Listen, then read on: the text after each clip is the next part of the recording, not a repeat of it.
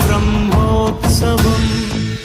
బ్రహ్మాండ నాయకుని బ్రహ్మోత్సవం బహురూపధారునికి బ్రహ్మోత్సవం శ్రీభూసతులతో శరణాగతులతో శ్రీభూసతులతో శరణాగతులతో 7 కొండల పైన